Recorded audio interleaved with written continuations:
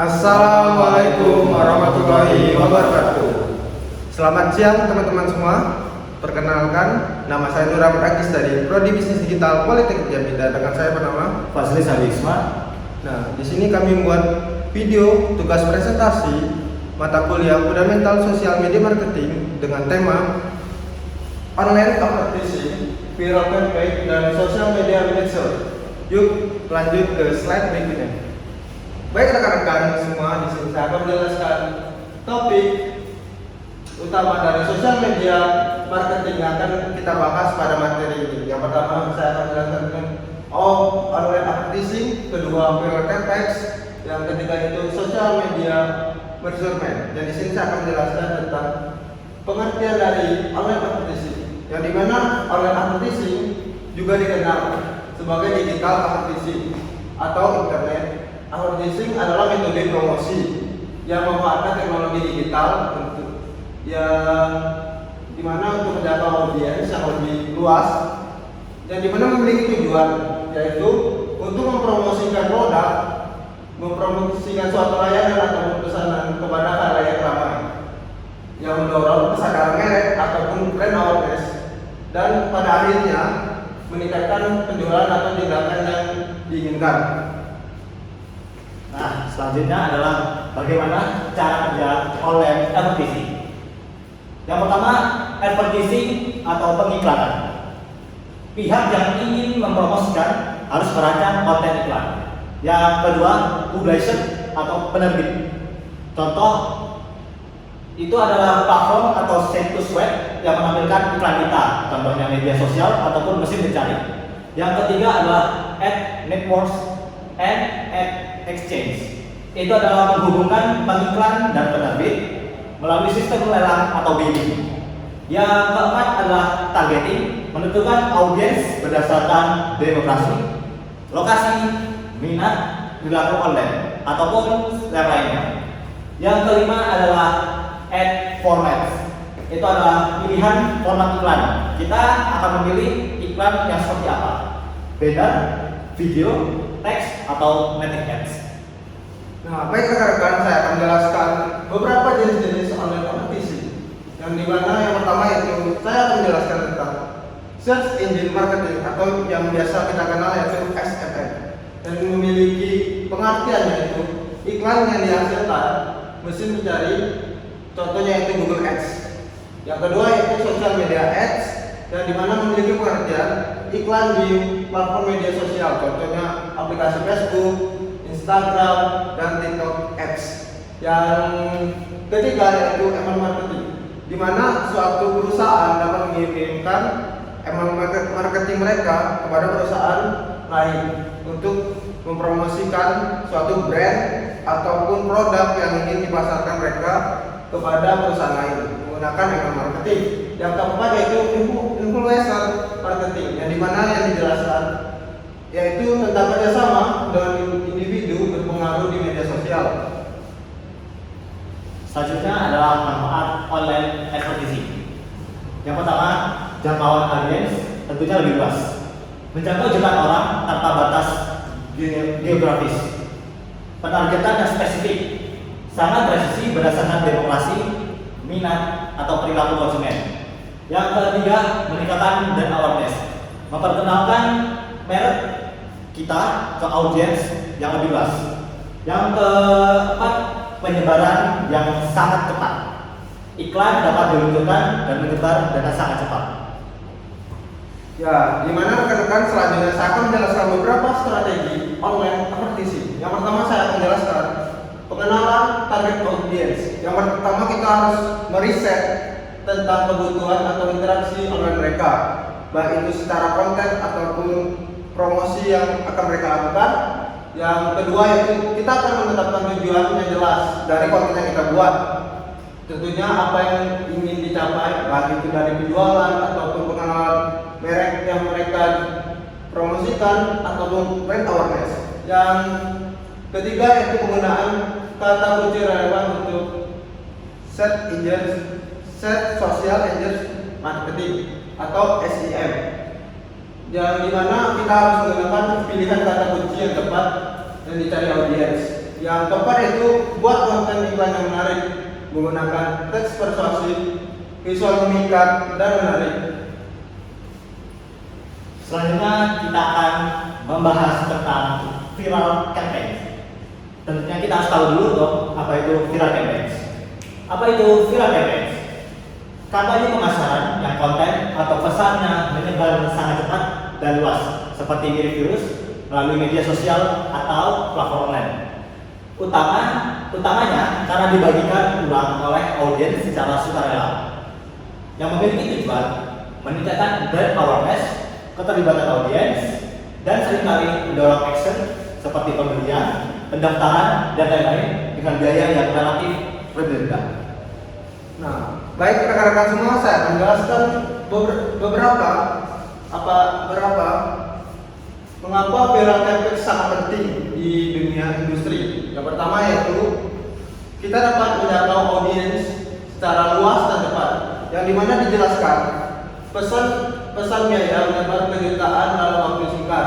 Yang kedua itu biaya yang lebih efektif, tidak butuh anggaran iklan yang masif. Yang ketiga itu penjelasan tentang meningkatkan brand awareness ataupun merek, yang dimana audiens dapat lebih mengenal merek kita, baik itu dari produksi makanan ataupun jasa yang kita jual. Keempat yaitu keterlibatan audiens secara tinggi, yang dimana dijelaskan untuk memicu komentar, share, dan berinteraksi kepada pelanggan ataupun konsumen kita. Selanjutnya adalah elemen kunci konten viral. Untuk mencapai konten viral, kita membutuhkan beberapa elemen kunci. Yang pertama, konten menarik. Konten menarik adalah konten yang unik, menghibur, informatif, ataupun menginspirasi. Triggers. Untuk mencapai konten yang menarik, kita butuh men-trigger konten kita. Kaitkan dengan hal yang mudah diingat atau yang sekarang sedang tren. Yang ketiga, mudah dibagikan atau shareable. Desain untuk mudah di-share di berbagai platform agar bisa menyebar dengan lebih luas. Yang keempat, pemicu emosi. Konten yang menarik bisa memicu berbagai emosi dalam manusia, seperti membuat tertawa, terharu, marah, atau terkejut. Nah, baik rekan-rekan sekalian, saya akan menjelaskan apa itu strategi dalam pembuatan konten yang viral. Mungkin kita pada belum tahu nih tentang pembuatan konten yang viral. Untuk kenapa sih konten kita selalu nge-stuck, followernya cuma segitu, yang dilihat cuma segitu, komentar cuma segitu, tidak menarik, ataupun konten kita cuma itu saja, tidak membangun branding dari diri kita ataupun dari pembuatan konten promosi. Nah, di sini saya akan menjelaskan strateginya, yaitu yang pertama kita harus membuat storytelling yang kuat dengan cara cerita yang menyentuh emosi dan menginspirasi dari konten yang kita buat yang memiliki tujuan yang kuat. Yang kedua itu memanfaatkan isu ataupun tren yang terkini, relevansi dengan peristiwa aktual. Contohnya tren-tren yang menarik seperti di TikTok, itu tren-tren good, velocity dan lain sebagainya. Yang ketiga itu menggunakan humor atau kejutan, yang hal tak terduga yang lebih menarik dapat menonjolkan itu sebagai daya tarik kita atau hook kepada mereka yang menonton konten kita. Yang keempat yaitu melakukan kolaborasi dengan influencer dengan cara memperluas jangkauan ke audiens mereka. Oke. Selanjutnya adalah trik taktis untuk viral campaign. Yang pertama adalah kenali audiens Anda, apa yang mereka sukai, benci, atau impikan. Kita harus mencari tahu itu dulu agar bisa mencari solusinya.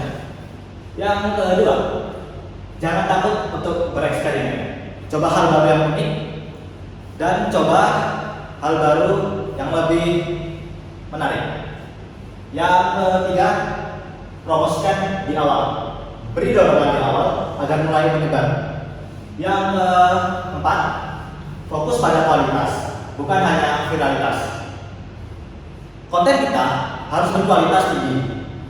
Walaupun konten itu viral di jagat sosial media, tetapi jika kualitasnya tidak bagus, itu tentu saja membuat audiens tidak senang dan melewati sosial ataupun konten kita. Baik teman-teman atau rekan-rekan sekalian, di sini saya akan menjelaskan apa itu sosial media nurseryment.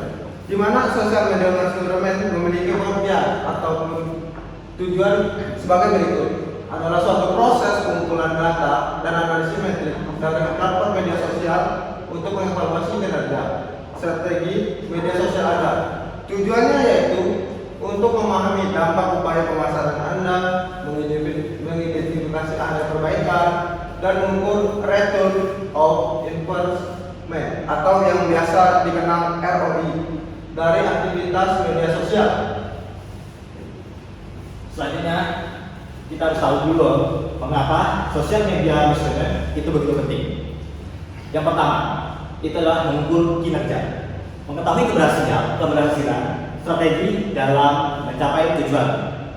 Yang kedua, mengoptimalkan strategi, membuat keputusan berbasis data untuk konten, waktu, posting, ataupun platform yang akan kita gunakan.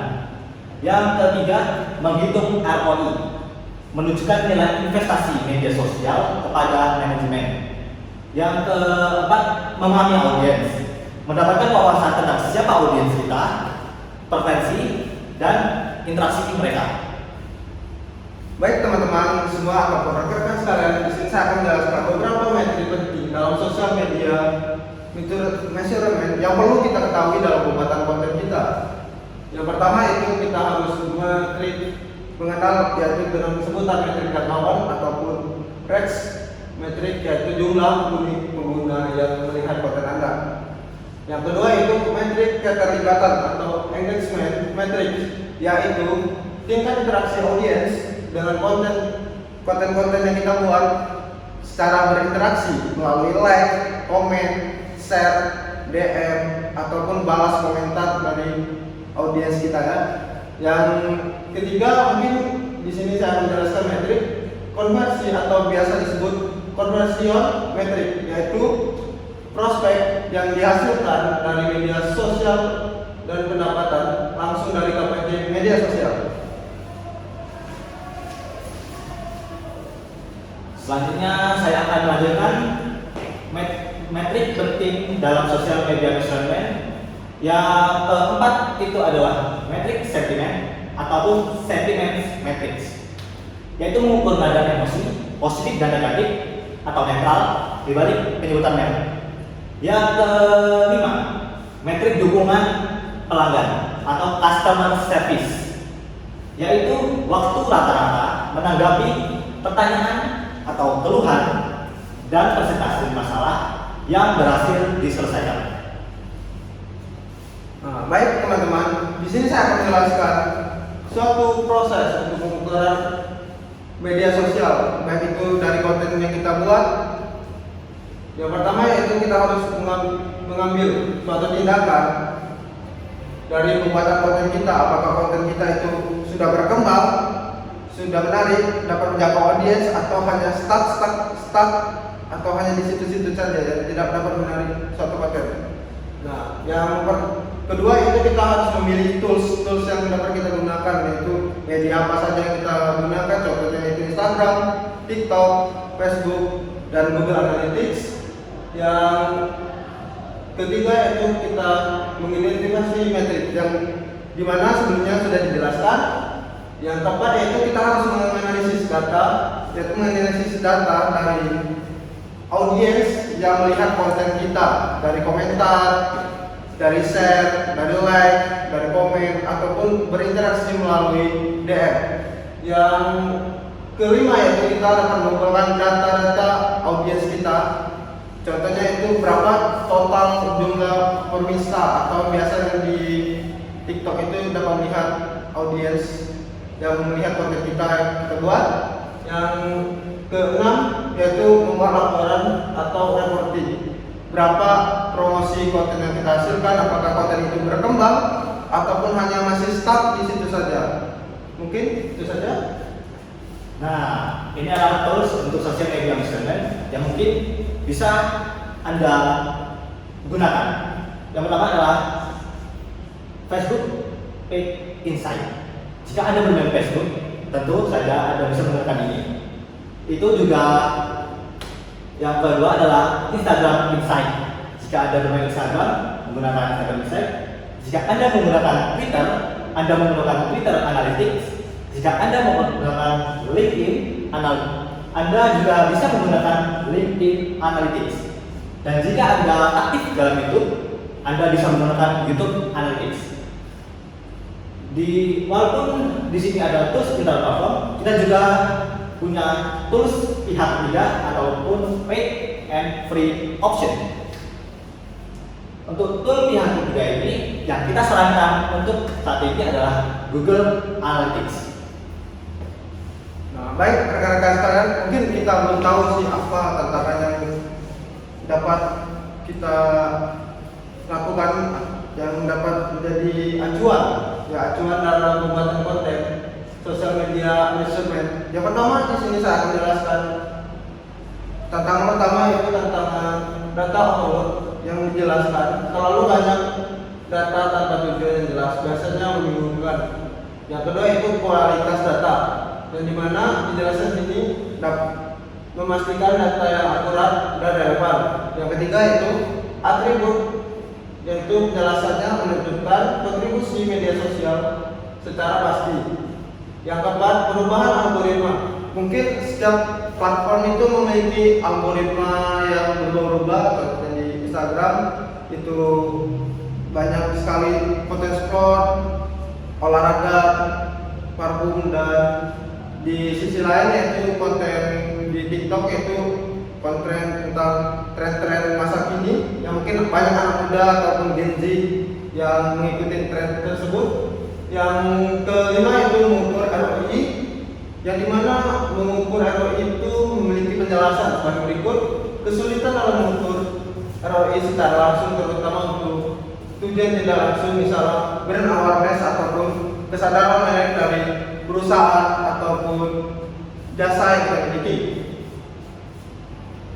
Nah, di sini selesai kita materinya. Sekarang tinggal kesimpulan materi. Kesimpulan ini kami ambil dari seluruh materi yang kita jelaskan sebelumnya.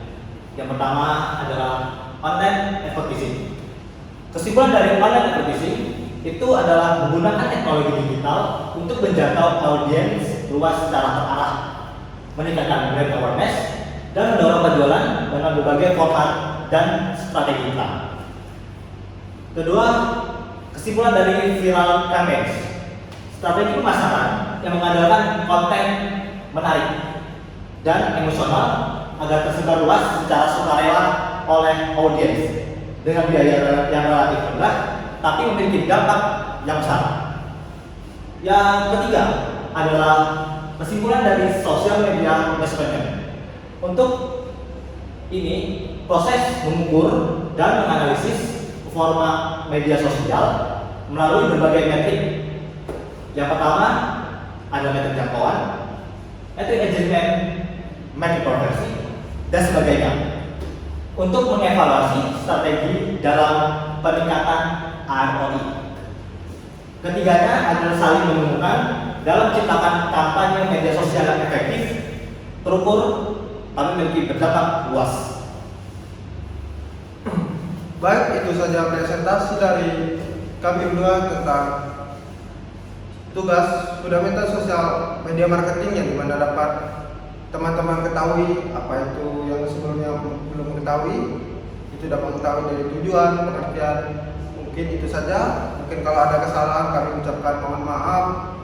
Saya akhiri, wabillahi taufiq wal hidayah. Wassalamualaikum warahmatullahi wabarakatuh.